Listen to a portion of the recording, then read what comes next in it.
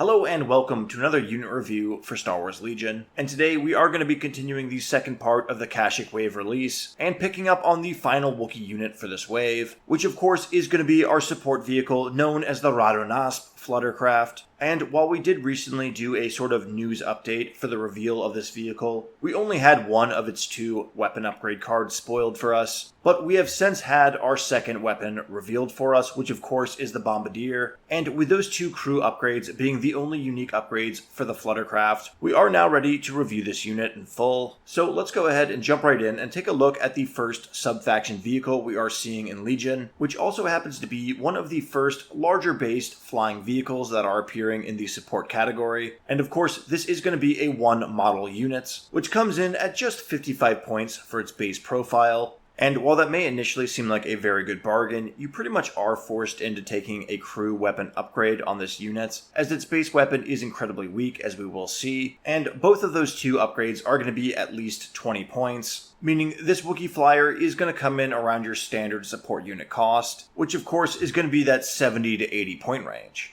And below that point cost, we are going to see a pretty limited amount of upgrade options here, being just crew and comms. And I really gotta say, I feel like this vehicle is lacking with no pilot upgrade, though in retrospect, that may have been a bit too much to ask for. And honestly, with the unit we got, without spoiling too much, it's not one you really want to sink points into, so perhaps a pilot upgrade would have been a bit of a pitfall anyways. But moving over to the right side of the card, we are going to see that this is a repulsor vehicle, meaning it will have a compulsory move, and also I want to make special note that it will only displace enemy units during its compulsory move, so long as that movement ends within contact of an enemy unit. And while that may seem like an incredibly niche thing to point out, it will become relevant later on in this video, so just make a mental note of it. After that, we are going to see that the Fluttercraft is a 6-wound vehicle with white defense die that has a damage capacity of 3, which means your action economy is going to start taking hits with this unit once you get to half health, which at just 3 wounds is very much not ideal. And while one could argue that capacity isn't as much of a problem on repulsor vehicles, as they still get that compulsory move, which is arguably a free action, when we look at the type of weapons we're going to be equipping on this Fluttercraft, huge problems are going to emerge. And the fact that this unit does only have 6 health behind a white defense die is not going to remedy the problem whatsoever. Now, looking at surges, we are going to have a defensive and offensive surge to hit here, and the defensive surge is definitely a bonus. And we have seen a lot of vehicles in the past work with this 5+ armor save behind other keywords like armor or agile. And while the Fluttercraft is going to have its own avenue of approach for this sort of alternative durability, it definitely is still worrisome, but I will save those grievances for when we have the full unit covered, keywords, weapons, and all.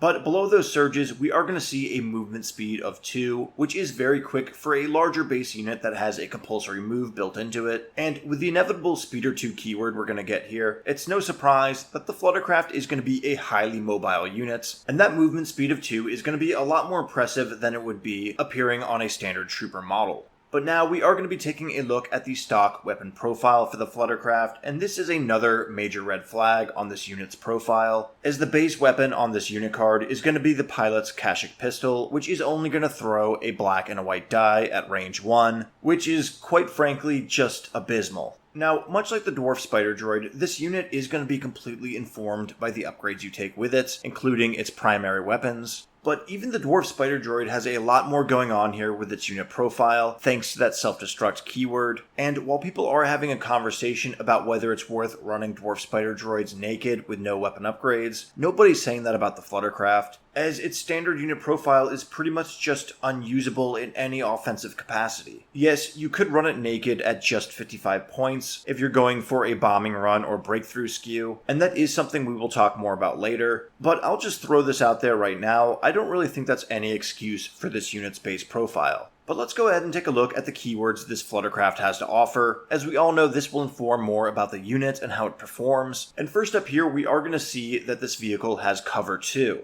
Now, most speeder units do have cover 1 on them to represent their high speed and difficulty to hit, and very clearly, the maneuverability and altitude of the Fluttercraft have increased it up to cover 2, which is a very nice trait to have on your unit profile. In addition, this vehicle is going to be immune to blast, melee, and also ranged 1 attacks, and that immunity to blast is really going to help out this unit's durability, as that cover 2 is always going to kick into effect. However, this is all we're going to have in terms of defense here. We're not going to have any other keywords like agile or nimble. And to be quite blunt, I don't think this is enough to keep the Fluttercraft alive and on the field. A standard attack pool from a core unit with a heavy weapon equipped is pretty much going to have no trouble getting by cover 2 and forcing you to roll those somewhat flimsy 5+ saves. And there's a good chance that a single volley of fire is going to knock you down 3 wounds and start chipping away at your activations. On top of that, the Fluttercraft is going to be a vehicle with a very large footprint on the board. Not only is it on a flight stand that is going to be taller than most of your standard Legion terrain, it does also have those 4 helicopter blades that are going to go out extra wide to make sure your enemy can draw a line of sight to the vehicle. And yes, a vehicle like this is going to be able to have line of sight drawn to it from any visible part. So while the rest of your force is going to be using line of sight obscuring terrain to move up and cover their advance, your opponent's still going to have a nice large target to fire at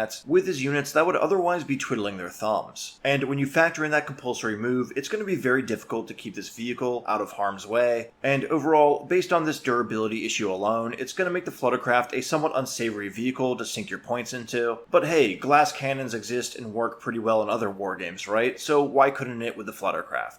But moving on with this unit's keywords, we are also going to see the Reposition keyword, a keyword that is always really nice to see on any vehicle with those firing arc oriented bases. But it's extra nice on a repulsor vehicle as they cannot strafe or reverse, and it's extra nice on a vehicle that may potentially have a very powerful weapon upgrade that is fixed to the rear firing arc. And honestly, I gotta say, this keyword, probably more than anything else in this unit, saves it from probably being the worst unit in Star Wars Legion, something I will elaborate on more when we take a look at the weapon upgrades here in that crew upgrade slot. But lastly here, we are going to have the Speeder 2 keyword as mentioned earlier, and this will allow you to fly over terrain of height 2 or less, and also as mentioned earlier, will force you to make that compulsory move at the beginning of your turn, something that is part of the package of this keyword, not the repulsor vehicle unit type, which is a misconception I make almost every time I make one of these videos. But that is going to bring our keywords to a close. And overall, what do I think about the Raddaugh Gnasp Fluttercraft based on its unit card alone without any upgrades? Well, quite frankly, I think it's absolutely terrible. Really, the only plus we have here is its high mobility, but that is something that is rivaled by other units that are not only easier to hide on the battlefield, but are usually more durable in their baseline stats anyways.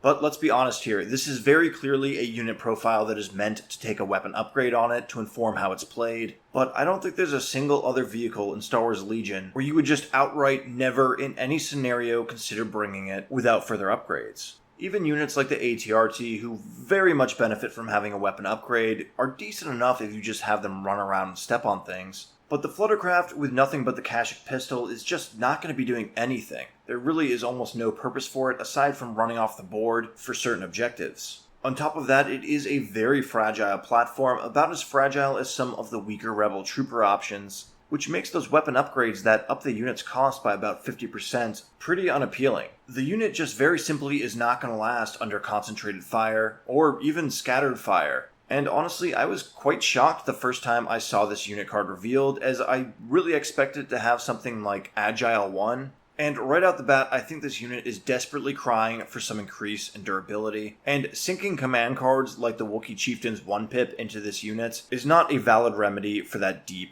flaw. But hey, without a crew upgrade, we are not getting the full picture here, so let's go ahead and move along and take a look at the upgrade options we have for the Fluttercraft. Again, starting off with these crew upgrades that are both going to be offensive weapons that inform how this vehicle is played. And first up here, we are going to have the Nasp Gunner, which was the first card revealed to us, and I will refer to this as the Bowcaster a lot throughout this video, so if you hear me say that, know I'm referring to the Gunner upgrade card. And here we are going to have a 25-point upgrade that is going to give you 2 red and 2 black dice at range 1 to 3 with the Pierce 1 and Impact 1 keyword. So this is basically an upgun version of the Wookiee Warriors Bowcaster heavy weapon upgrade, which is going to sport the same keywords but also have just a flat-out upgraded dice pool. This, to my knowledge, is also going to make the Fluttercraft the first vehicle in the game to have the Pierce keyword, and while this weapon profile overall is pretty impressive, there is one critical flaw to it. It is fixed to the rear arc of the vehicle, which on a repulsor vehicle that cannot go in reverse and must make compulsory moves with the Speeder 2 keyword, it's going to be quite the challenge to keep your desired target within this vehicle's rear arc. Fortunately though, as we mentioned earlier, this vehicle does have the Reposition keyword, allowing it to make a rotation at the beginning or end of a standard move, and that keyword is going to single-handedly save this weapon profile in my opinion. Without it, this weapon would likely be a dud, one that would really have to blitz across the entire field to start lining up shots, or just do laps around your ranks and take pot shots with every chance you get, which is just very subpar for a unit that is now at 80 points. However, with the Reposition keyword, you are going to be able to finesse that firing arc a little bit better, though I still do think this weapon is dramatically held back by the fixed rear arc, and I think we were all hoping for a fixed rear and side arc weapon, something that in my opinion could really save the entire units and make it a lot more usable than it's actually going to be. Because really, the Nasp Gunner is a very respectable weapon profile. Again, Pierce is a highly valuable keyword, and a lot of people are thinking of ways where they can try and make this work. And from what I can tell, there's going to be two main ways in which you can utilize a Fluttercraft with a Nasp Gunner on it. The first of which is going to be a blitz unit that is going to run up and try and take out your enemy strike teams. With a high quality attack dice pool, backed up by Offensive Surge, and also Pierce 1, this vehicle is going to be able to zoom across the board and blow past your enemy strike teams while hitting them with a pretty nasty attack from that rear arc weapon, one that has a pretty good chance of wiping them out should you get behind their cover. But the main problem with this strategy is going to be the fact that getting to strike teams is much easier said than done, as the ground you're going to have to cover to get to them is not likely going to be an open stretch of terrain, and there's pretty much no way your enemy is going to allow for an incoming Fluttercraft to buzz right over their core units and hit their special forces. And as we mentioned earlier, the Fluttercraft just does not have the durability to make these sorts of passes. But the next avenue of approach we're going to have to fielding the Fluttercraft with this weapon is going to be using this Wookiee vehicle to bundle with your clone's fire support and increase their dice pool with that Pierce 1 keyword. And adding 2 red and 2 black in their own right is not bad for fire support at all, and will make for some pretty hefty dice rolls. That being said, you are still going to have to finesse this vehicle with that fixed rear arc and make use of that reposition and your movements to maximum ability. Otherwise, you're just simply not going to be able to fire support into the targets that you want to. And even if you are lining it up to the best of your abilities, it is something your opponent can play around. But let's say you want to take the Bowcaster Fluttercraft and mix both of these strategies into one, perhaps have it flying around your ranks, doing fire support for the early turns of a game, and then when your enemy's ranks start to get thinned out or tied up in combats, and the opportunity presents itself, you will fly across the board and hit their strike team, right when your opponent doesn't have the time or resources to react. And while I do think that is a viable strategy on paper and perhaps how this unit is intended to be played, I do personally feel that it is a strategy that relies on a whole lot of wishful thinking. The gunner on the Fluttercraft is still only range 3, and if you're fiddling around with compulsory move and reposition to line up your shots, there's almost no way that you're going to be able to kite your enemy, and they will likely be shot down the first turn you come into blows with your enemy's frontline units. However, the Fluttercraft does have an alternative crew upgrade that will greatly alter how you engage with your enemies, which of course is going to be the Bombardier, a grenade-lobbing Wookiee that is going to be giving us the new overrun keyword, which will allow you to engage enemy units that you pass over with this vehicle. But the Bombardier is going to be a 20-point upgrade that will be throwing 2 red and 2 white dice each time it makes an overrun attack, and will have the overrun 2 keyword. And since this is the first time the overrun keyword is going to be showing up in the game, we will take a moment to go over it real quickly. And first of all, the overrun attack is not an attack action. Instead, it can be performed by a unit that moves through an enemy unit during a standard move, and a unit can make X overrun attacks during an activation based on the number alongside that overrun keyword. So in the case of the Fluttercraft, it will be able to make 2 overrun attacks, though it may only perform 1 overrun attack per standard movement. So you're not going to be able to unload both of these attacks when you make a single pass over an enemy unit,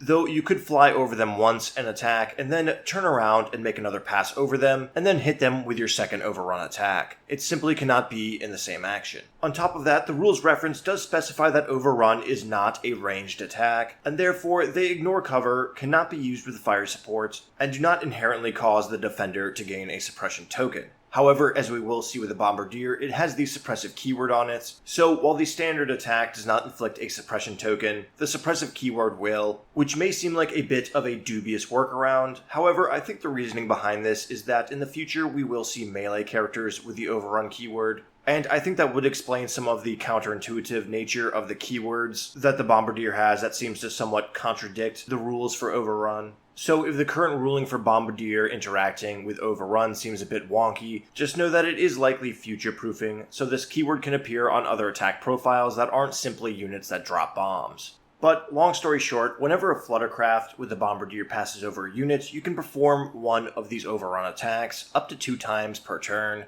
which is actually quite interesting. Also, it is worth noting that this is not an attack action, so you could in theory make a compulsory move, followed up by another standard move, and then also make an attack action with your pilot's pistol, which means the Fluttercraft would be throwing 10 dice in a single turn, with 4 of them being red, 1 black, and then 5 white, all of which would be backed up by Surge to hit. But of course, in order to pull this off, you would have to make both of those movements pass over an enemy unit, and then also be within range 2 for that pistol. But if you do successfully pull this off, you will on average force 6 saves out of your opponents, which is definitely nothing to scoff at. Also, if you do manage to hit with a pistol, you will be inflicting 3 suppression tokens, with the ability to inflict a 4th one should you displace your opponent's unit during your compulsory move. But it is worth noting that the compulsory move is the only time during your activation in which a repulsor vehicle can displace an enemy unit. So if your 2 overrun attacks are being made during movement actions, and not your compulsory move, you will not displace the enemy units and inflict that additional suppression token. Still, a unit that has the ability to force 6 saves out of a unit and apply 3 suppression tokens onto them for just 80 points seems to be incredibly powerful. But once again, we need to take into consideration the platform that this weapon profile exists on, and that goes even more so for the Bombardier than it does for the Wookiee Gunner, as these overrun actions are going to require you to come into contact with enemy units, and the pistol itself is only firing at range 2. Also, this weapon profile is going to suffer greatly once you reach that 3 wound capacity and start losing actions. Something that, as we all know by now, is going to happen a bit too easily. And that is something that I am afraid is going to make the Bombardier a rather poor upgrade to take on this unit. And I think the overrun keyword is a lot more exciting than this upgrade itself. It's very cool to see new rules and symbols appear in the game. And this new way to engage our enemies does seem pretty awesome at first glance. But let's be honest here, nobody's going to let 3 Fluttercraft fly into their ranks and bombardier their entire army. And something as simple as a core unit with a heavy weapon taking a standby action is going to be a pretty strong counter to any Wookiee Fluttercraft with a Bombardier on board. And even if you are running 3 Fluttercraft in a standard 800-point game, I don't think your opponent is going to have too much trouble wiping out all 3 of these vehicles in a single turn, unless they're running a very heavily melee-skewed list. And should they manage to do that, you will be down 225 points, which, needless to say, is over a quarter of your army. And even if those Fluttercraft are trying to just divert fire away from someone like Anakin, I don't think that's the best exchange of points. So once again, while that Bombardier with Overrun seems pretty enticing, overall I think it's a bit of a miss on a card, though the new keyword does open up for a lot of interesting opportunities in the future, again, especially with melee creatures, perhaps, giant Felucian slugs.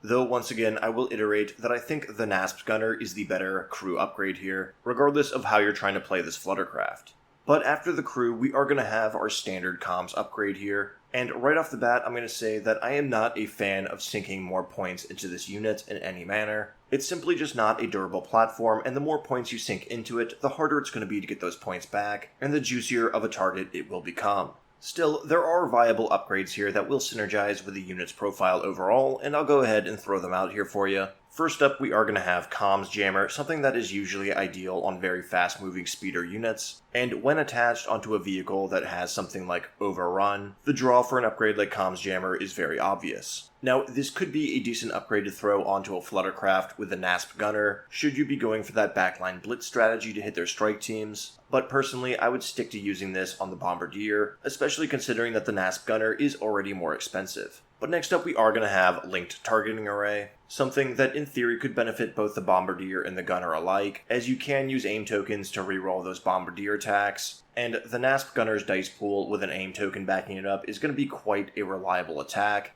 Though overall, if I were to use this upgrade, it would probably be on a Fluttercraft with a gunner, one who is sitting back and using fire support, as you will likely be upping the overall amount of black dice in your attack pool when doing fire support, and that, in my opinion, is really where those extra aim tokens shine. And lastly here, we are going to have Long Range Comlink, a decent upgrade for any unit that's going to have compulsory move and be flying across the field far away from your commanders. And personally, I believe the situations in which this upgrade will best shine is when you are running a Fluttercraft with the gunner upgrade and you're going to be going for those strike team assassinations. This way, you're going to be able to be issued an order regardless of your range from your commander, and that will ensure that your unit can activate and hit that strike team before they perhaps move out of your line of sight or relocate behind cover and take dodge actions. So if you are determined to optimize and upgrade your Fluttercraft, these are the 3 upgrades for each of those roles. Though personally, in my opinion, this is a sliding scale where the more expensive the Fluttercraft gets, the worse it is.